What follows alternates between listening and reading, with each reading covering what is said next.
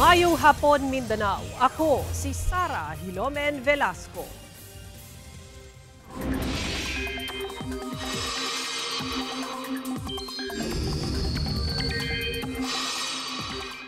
Naglandfall na ang bagyong Verbena sa Bayabas, Surigao del Sur.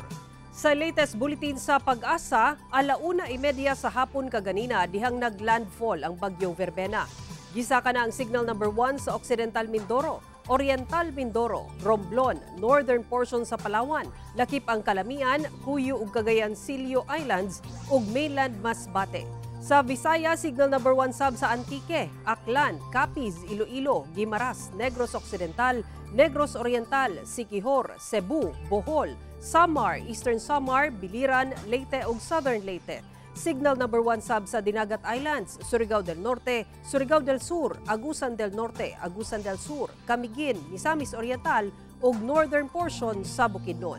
Sa latest track sa Pag-asa, human ang landfall karong hapon, mutabok kini sa Visayas ug northern portion sa Palawan.